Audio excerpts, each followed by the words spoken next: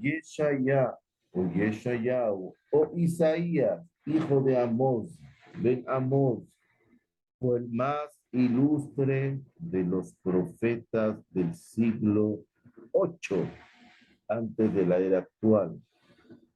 Su fecunda acción profética se desarrolló en los últimos 40 años de ese siglo y su contenido se relaciona con la expansión del imperio asirio y su dominio en los países del Mediterráneo.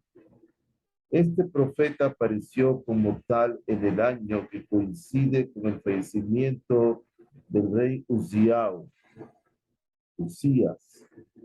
cumpliendo su misión durante el periodo de Yotam, Ahaz y Jezreel, reyes de Yehudá. En este largo periodo, el profeta permaneció alerta en su puesto, observando con la clarividencia de un acabado político y con la profunda penetración de un guía espiritual. El desarrollo de los acontecimientos y los sensibles cambios políticos universales, como también sus consecuencias para la suerte de los reinos de Israel y de Yehudá. Si para comprender a los profetas como Amós y Oseas, es suficiente tener un conocimiento superficial de sus épocas respectivas, para llegar a abarcar a Yeshaya, Isaías, su actividad política y religiosa, es necesario profundizar en los sucesos políticos y su evolución durante ese largo periodo. Tal como Jeroboam II, rey de Israel, Uzziah, llevó al reino de Yehudá a su más alto auge político y económico. Jeroboam había conquistado Arabia, extendiendo las fronteras de su estado en el norte hasta Hamat. Uzziah venció a los filisteos en el oeste, a los amonistas en el este y a los edomitas en el sur, llegando sus fronteras hasta el puerto de Elat. Como consecuencia natural de sus victorias, el rey de Yehudá tenía el control de todas las mercaderías que transitaban por su territorio desde Egipto y Arabia hasta Asiria y Babilonia. Estas transacciones comerciales dejaban inmensos beneficios tanto a los ciudadanos como al Estado. Además, Yehudá tenía abierto el comercio marítimo por el puerto de Elat. El desarrollo creciente del comercio y las elevadas sumas que pagaban los pueblos vecinos en concepto de tributo e impuesto permitieron fortificar las fronteras del país, ampliar la capital, elevar y mejorar el nivel de vida de los labradores y organizar un ejército bien equipado. Los reinos de Israel y Yehudá lograron así un poderío y prosperidad semejantes a los que gozaron en la época feliz del rey Salomón. Cuando apareció Yeshaya, Isaías, en la escena política, cuando estaba terminando el reinado del rey Uzziah, Yehudá alcanzó su más alto grado de poderío, riqueza, desarrollo en todos los órdenes de la vida política, económica y cultural. Como dice aquí en el capítulo 2, y se llenó su tierra de plata y oro, y no hay cuenta para sus tesoros. Su tierra está llena de caballos y sus carros son innumerables. Así en el reino de Yehudá, durante el prolongado y próspero reinado de Uzziah, quien al fallecer dejó a su hijo Yotam un estado potente, rico y floreciente. En los últimos años de Uzziah, con la ascensión de Tiglat-Pileser, cuarto al trono imperio de Asiria, eso fue en el año 745, comenzó una nueva época en la vida de ese imperio. Los 18 años de su reinado constituyeron una larga e ininterrumpida serie de victorias sobre los pueblos lindantes con su estado. Su primera y mayor acción bélica, que duró 7 años, fue la que emprendió contra Arpad, que era Babilonia, una ciudad grande, rica y bien fortificada. Tras la conquista de esa ciudad, tenía el camino abierto hacia el Mediterráneo, hacia Tir y Sidón. Su victoria produjo una profunda impresión en los pueblos del Mediterráneo. Sí, rey de Aramea, Ejiram, rey de Tir, de Tirán, aceptaron el dominio del rey de Asiria, Tiglat-Pileser. Obtuvo muchas otras victorias, extendiendo su dominio hasta el Líbano. Estos triunfos causaron desconcierto en los círculos dirigentes y los altos dignatarios del reino de Israel. Sus conductores se dividieron en dos grupos, uno de los cuales se inclinó hacia Siria y el otro hacia Egipto. Como dice Osea, fue Efraín como paloma incauta. Apelaron a Egipto, acudieron al asirio. Shalom, hijo de Yabesh, hallábase a la cabeza del grupo pro-egipcio y contrario a la dinastía de Jehú. Zacarías, el último vástago de la nombrada dinastía, fue asesinado por Shalom y este mismo fue herido mortalmente por Menahem, jefe del partido pro-asirio. En el año 738, el ejército asirio llegó hasta la frontera del reino de Israel. Eso está escrito en el capítulo 2 de Melachim, de Reyes 2, perdón, capítulo 15. Y vino Pul, rey de Asiria, al país, y dio a Menahem 1000 talentos de plata para que le ayudara a mantenerse en el trono.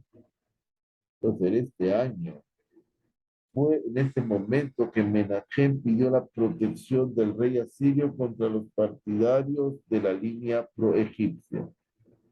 Y es así como a raíz del primer contacto directo entre el rey de Asirio e Israel, se cierne el peligro sobre la integridad del reino de Yehudá, que era gobernado por Jotam, hijo de Uzziah. El primer acontecimiento que conmovió la tranquilidad del gobernador de Yehudá fue la alianza de los reyes de Aramea y Efraín, concertada como consecuencia del avance de los ejércitos de Asiria y su desplazamiento hacia el sur en la frontera de Aramea. Estos acontecimientos tenían lugar en los años 734 y 735 antes de que Ahaz ascendiera al trono de Jerusalén.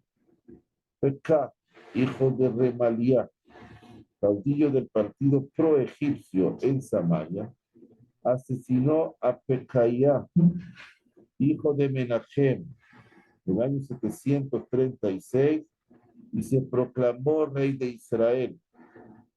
Su primer acto fue concertar una alianza con Rezín, rey de Aramea, con el propósito de sublevarse contra el dominio de Asiria. Estaban asistidos por el imperio egipcio y por los pequeños estados del litoral mediterráneo.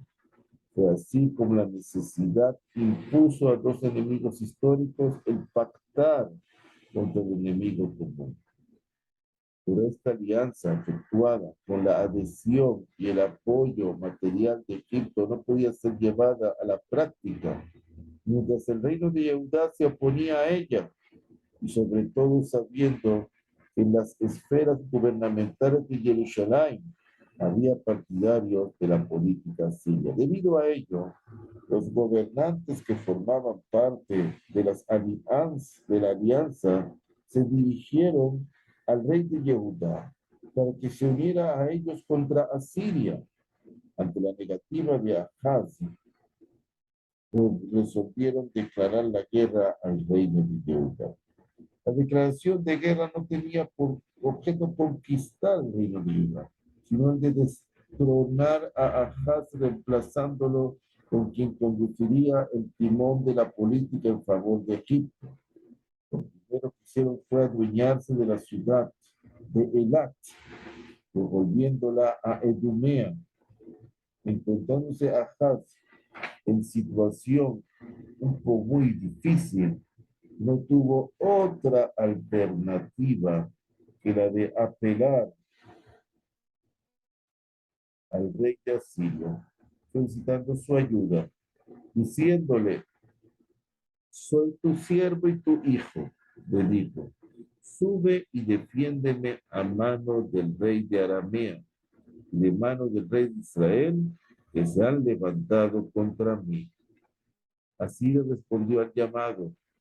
Tiglat-Pilheser anexó a su imperio el norte de Transjordania Occidental, atacando seguidamente a Tir y a los filisteos en el occidente, a Amón y a Moab en el oriente, y a Edom y a algunos pueblos árabes del sur, anexándose también el norte de Transjordania Occidental, el territorio de Naftalí. Aramea quedó entonces aislada de los componentes de la alianza, incorporándola Tiglat-Pilheser a su vasto imperio en el año 732 antes de la era común. Ahaz salvó así a Yehudá de un desastre tremendo, pero lo consiguió pagando un precio muy caro, el de su independencia política. A partir de esa fecha depende de Asiria conforme se menciona en las inscripciones de Tiglat-Pileser, de Sargón y de Sanherib. Durante todo el tiempo de su reinado, Ahaz no se apartó del régimen político asirio, asegurando su existencia política en detrimento de la independencia nacional de Israel. Hay que reconocer, no obstante, que Ahaz supo valorar acertadamente las fuerzas internacionales de su época, y al presentársele el problema de someterse a Siria o unirse a los reyes confabulados contra Siria, eligió como político el menor de los males.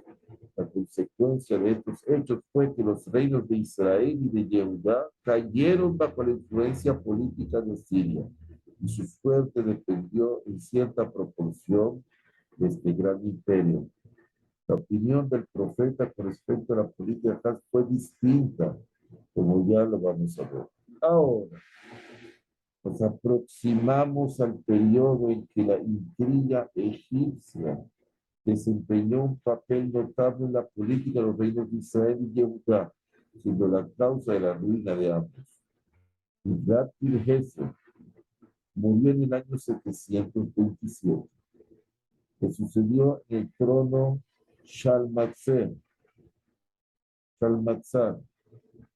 Durante este tiempo, los egipcios siguieron con su política de intrigas contra la influencia siria en los estados del Mediterráneo. El último rey de Israel, Oshea, hijo de Elá, asesinó a Pekah, hijo de Remaliah, que ascendió al trono con el beneplácito de Tiglat-Pileser.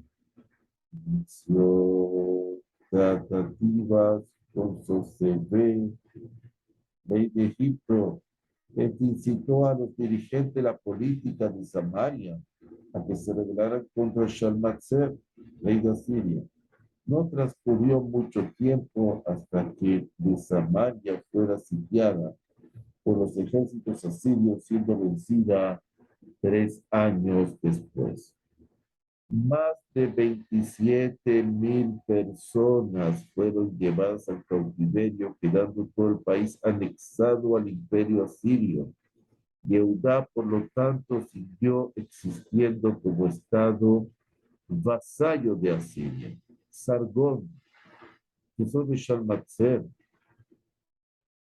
tuvo que hacer frente a una coalición de varios pueblos del año 720 ante la era común, entre ellos Aramea, Arpad, Gaza y otros. No cabe duda que gravitaba la política secreta egipcia. Sargón, a la cabeza de un ejército enorme, venció a todos los pueblos sublevados, llegando hasta la frontera sudoeste de Yehudá. Mientras sucedían estos acontecimientos, el gobierno de Yehudá permanecía neutral. Ahaz se mantuvo fiel a su alianza con Asiria, no dejándose arrastrar por el movimiento de rebelión que animaba a todos los estados del Mediterráneo. También en Yehudá existía un partido que exigía unirse al movimiento de sublevación general. No puede saberse si Ahaz hubiera podido resistir tal presión sin la eficaz influencia de Yeshaya, Isaías, que insistió ante el pueblo por la no injerencia en la política de intrigas egipcias. Sin embargo, el movimiento de oposición fue creciendo en Yehudá, especialmente cuando Ezequías subió al trono. Quisquillao. A los pocos años de transcurridos los acontecimientos mencionados, al reanudarse el movimiento contra Siria en los países del Mediterráneo, Yehudá ya no permaneció neutral. En las inscripciones de Sargón alusivo al año 711, ya se la menciona junto a Edom y Moab, entre los pueblos que debían pagar tributo y traer presentes al rey de Asiria. El centro de la rebelión era Ashdod, ciudad filistea de entonces. Tartanú, uno de los jefes del ejército asirio, llegó hasta las puertas de la ciudad sublevada sometiéndola. Ezequías, rey de Yehudá, se separó a tiempo de la coalición gracias a la intervención del profeta Yeshaya Isaías, salvando así al reino de la terrible venganza de Sargón. A la muerte de este se produjo nuevamente un movimiento de rebeldía contra Asiria, integrado por todos los estados sumisos a su dominio político, siendo su más implacable antagonista Babilonia. Encabezó este movimiento. Esta vez Ezequías, Quisquillau, rey de Yehudá, se unió a los países confabulados. Sanjerib, el sucesor de Sargón, encauzó la plenitud de su poder final contra Merodá-Baladán, rey de Babilonia. Luego de una guerra de 4 años de la que salió vencedor, se dirigió hacia el oeste librando batallas contra Aramea y sus aliados para llegar finalmente a las puertas de Jerusalén, a la que no pudo conquistar. ¿Qué es lo que pasó? Al respecto existen varias explicaciones. La más acertada sería que estando acampando tan formidablemente ejército en las fuerzas de Jerusalén, se declaró una epidemia. Según los historiadores, pero fue la Maquefá que fue mandada por Hashem, obligando a los generales a ordenar una retirada general. Y se murieron todos, quedaron cadáveres. ¿Por qué? Porque el pueblo de Israel, Quisquillau fue el rey que obligó a todo el pueblo de Israel, obligó a estudiar Torah, diciendo la única salvación de nosotros es la Torah. Y así ocurrió en la noche de Pesach. Y aquí lo que encontramos. Dice, el rey de Asiria no entrará en esta ciudad ni echará saeta en ella, ni vendrá delante de ella escudo, y será echado contra ella baluarte. Por el camino que vino se volverá y no entrará en esta ciudad la que salvaré. Por amor de mí, dice Hashem, y por amor de David, mi siervo. Aconteció que la misma noche Salió el ángel del Señor y hirió en el campo de los asirios 185,000, como se levantaron por la mañana. Y aquí los cuerpos de los muertos. Entonces Sanherib, rey de Asiria, se marchó y se fue y volvió a Nínive. Hashem de Olam. Amén. Déjame